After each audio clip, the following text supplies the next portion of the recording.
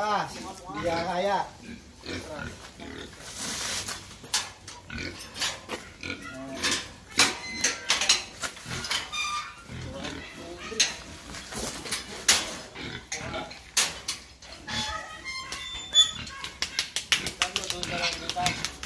Sa dulo, bagong butas. Para walo sila doon.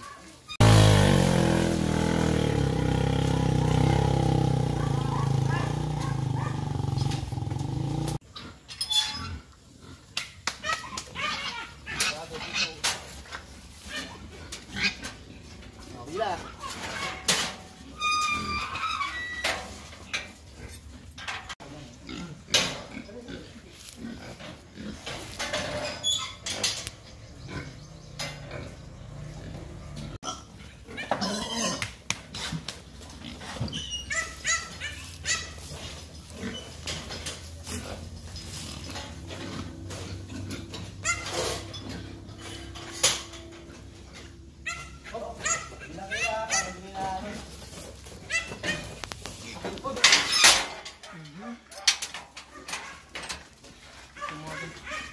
Yan. Oh, papasok ulit yan.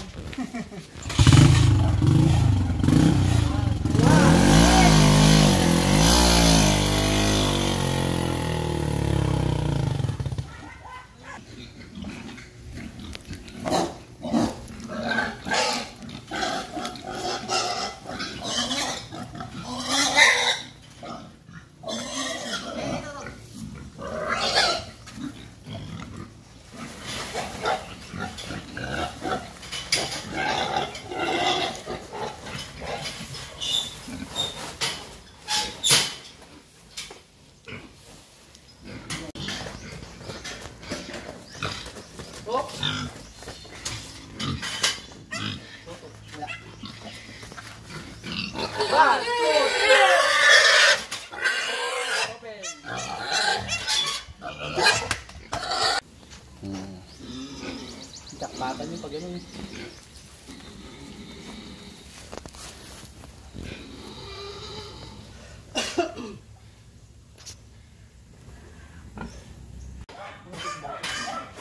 Papayad. Hop. 1, 2, 3.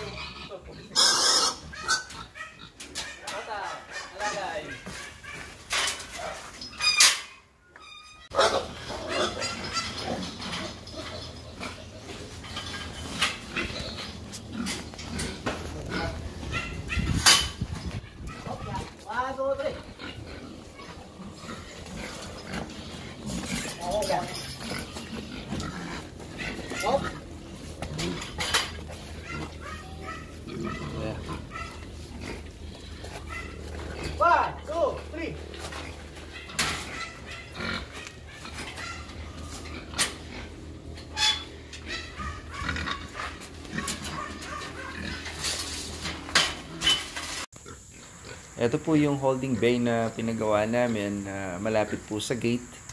Bali dito po namin nilalagay yung mga baboy namin binibenta at habang inaantay po yung buyer. Ayan po, malapit po siya sa gate para pagdating po ng buyer dyan na lang po sila at hindi na sila kailangan bumaba doon sa malapit sa babuyan para medyo makaiwas na rin po sa ASF. Ayan, dyan po sila, medyo maluwag po sila, bali good for 25 heads po itong kulungan na ito.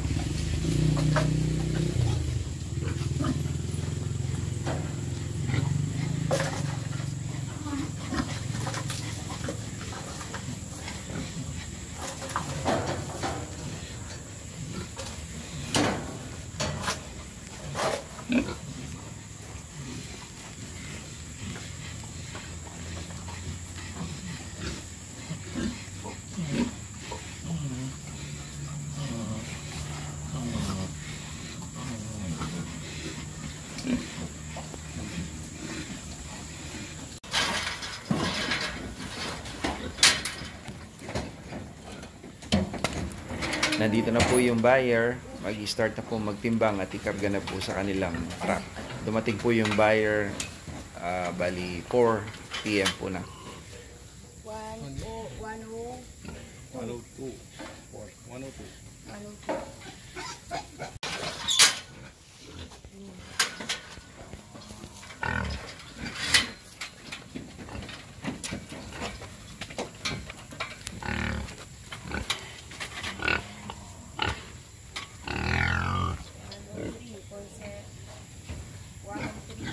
Seven.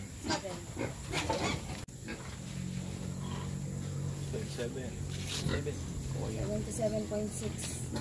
Ay.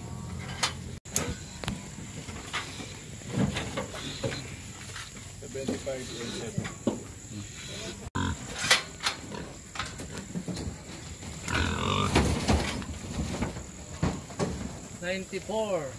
94.5.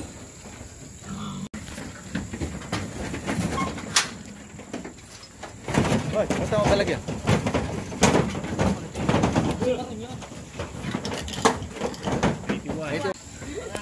Tumawa tuloy yung... Tumawa tuloy yung bumubuhat. Nanlalambay na. Ako na? Okay. 103.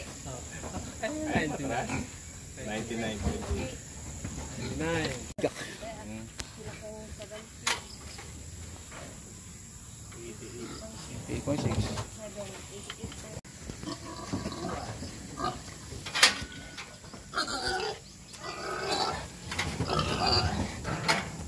Ano eh? 84.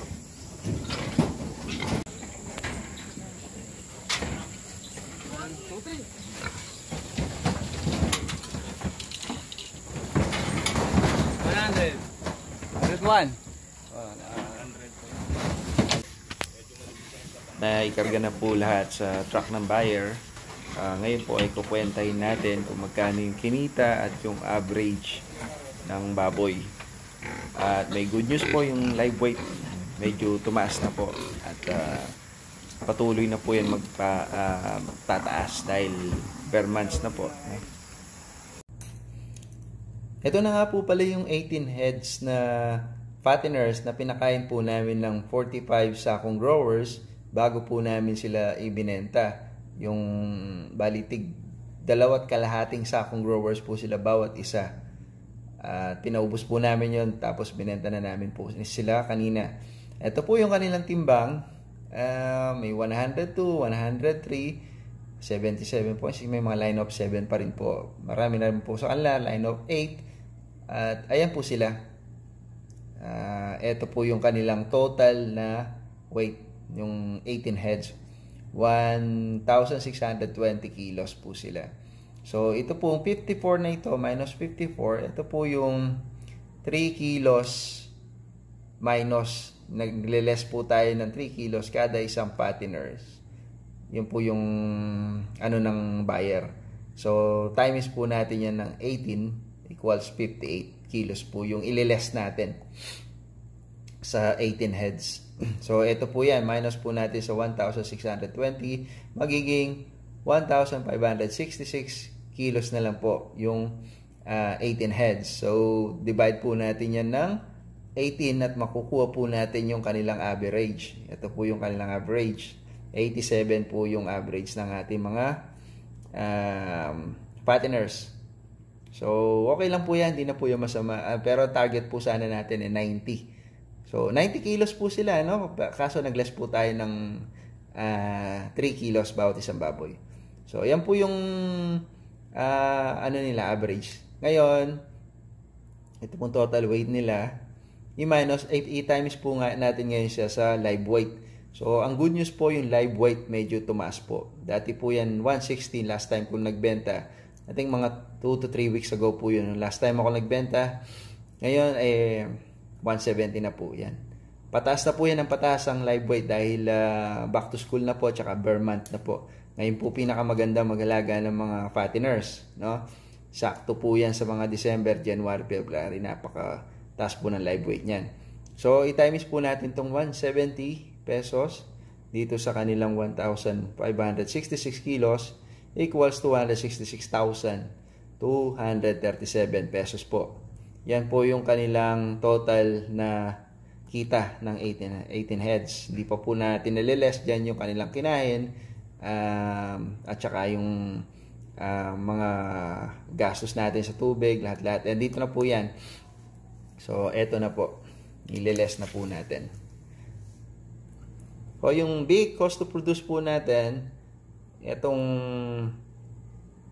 10 heads, 3,500 na lang po. Dahil po yung kanilang nanay, pangatlong panganganak na po nila ito.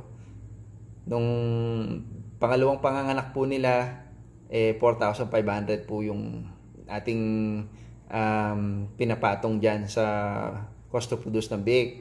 Naglalagay tayong 1,000 para makover po yung pinambili natin ng dumalaga, yung kanilang nanay. Ngayon po ay pangalawang panganganak na. So, na-cover na po yan. Hindi na po natin siya papatungan ng 1,000. No? Kaya, good news po yan. Times 10 po natin, 10 po yung big niya. Equals 35,000 na lang po. Ito naman pong cost to produce na itong isa, pangalawang panganganak pa lang po ng kanilang inahin. Kaya may patong pang 1,000 dyan yung kanilang nanay.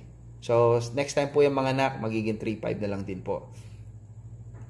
Times po natin yan by 8, magiging 36,000 naman po. Ito po pala yung kanilang gastos, yung pag-AI sa kanilang nanay, pagkain ng brood sow niya, lactation, gastos sa tao, tubig at saka electricity, mga foster milk, pati na rin po yung yung booster, no, na kinain po ng kanilang mga biik hanggang sa kakain na po sila ng mga pre-starter niyan. So ito po yung gastos nila, 71,000. Ngayon dito naman po, ito na po yung pagkain naman ng consumption nila sa ng feeds. Ito po yung lahat ng kinain po nila. So pre-starter 1,310, no? So good news din po rito, nagkaroon ng 50 pesos kada isang sako na discount. Dahil po yan ay pinibili ko po yan sa pagawaan mismo ng feeds. Bumibiyahe po ako doon at binigyan po nila ako ng pick-up discount, no? 50 pesos kada isang sako. So lahat po ito nagkaroon na ng 50 pesos minus na po lahat yan. Dati po yan 1,360, ngayon 1,310 na lang po. Times 18, 23,580. Ito naman pong starter, dati po yan 1,890, ngayon 1,840 na lang. Times 18, 33,120. Growers, 1,695. Ngayon, times po yan ng 45 sako dahil pinaubos po natin yung 45 sa kanila. Bali, 2 sako at kalahati po ang kinain bawat isang baboy hanggang sa nabenta. So, 76,275. I-ano po natin lahat to, i-adapt po natin lahat yan. Is 132,975. Ngayon, ito pong dalawang ito, i-add po natin. Ayan po sila. 132,000 at 71,000 equals 203,975. So, yan po yung kanilang gastos mula pagka-produce kinain nila hanggang sa nabenta po sila. Ngayon, ito po, i-minus po natin ngayon ito doon sa total na kita ng 18 heads, no, nung nabenta. So, yun po ay 166,237 minus po natin itong expenses, total expenses, 203,975. So, profit po natin equals 62,260. Yan po yung ating total na profit. Kita na po yan, labas na po lahat ng expenses dyan. So, hindi na po yan masama para sa 170 live weight. At imagine kung 190 po yan o kaya 200 ang live weight, edi ito pong kikitain natin nito ay magiging kahit 100,000 aabot po yan dyan. At maraming po salamat sa inyong mga panunood, sa mga sumusubaybay po at sa mga nagbabalak po mag-alaga ng baboy at mga curious dyan at saka yung mga talagang mga tinitingnan itong negosyo ng pagbababoy. Ito po yung amin realidad sa farm. Ito pong farm namin ito halos 3 years pa lang po. So, abangan nyo po yung aking mga pag-document at kung magiging successful po yung farm natin sa larangan ng pagbababoy at sa pagkakambing dahil may mga kambing din po kami. So, pakiabang lang po at ito pong amin syempre target namin ay road to success. So, hopefully hindi po tayo mapasukan ng ASF sa African Swine Fever sa farm. Hanggang dito na lang po, paki-like na lang po and subscribe. Please hit the notification bell para po ma-update po kayo sa aking mga pag-document, sa aking mga content. Thank you po. Maraming salamat and good night. God bless.